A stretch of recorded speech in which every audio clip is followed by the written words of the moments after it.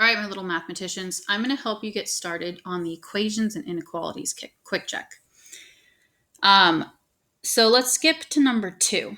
It says, if x equals 5, then which inequality is true? My hint to you whenever you have some of these is plug them in, okay? Whether it's an inequality or an equation, substitute in those ones and then see which one is true, because sometimes there's more than one. It might be a select all that apply. Okay. My equation here is 2 times x is greater than or equal to 12.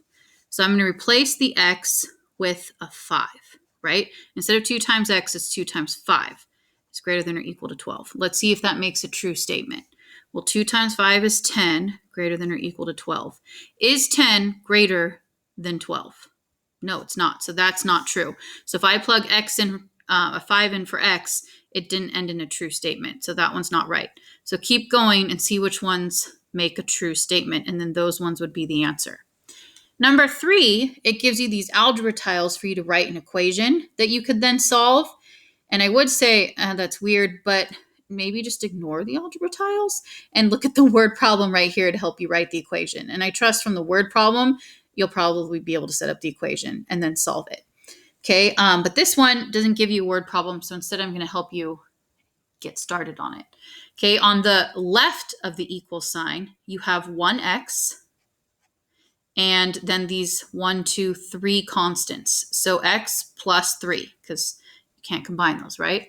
Equals, on this side, how many constants? 1, 2, 3, 4, 5, 6, 7, 8, 9, 10.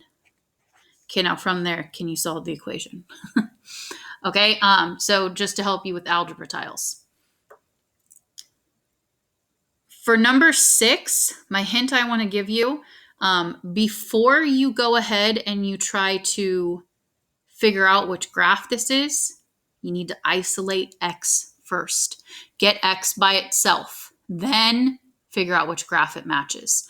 Same thing with this one. I would say write the inequality. Okay, so for this graph, what number is it at? It's at 7. Is it a greater than or less than? Well, it's going to the left, so that would be less than. Is it a line underneath? Yes, because it's shaded in. So now for each of these, you would try to solve it, get x by itself, and then see which one matches this inequality that the graph is saying. Okay, so it's kind of the opposite of that one up there. Here you solve it and then figure out which graph it matches. This one, we saw the graph.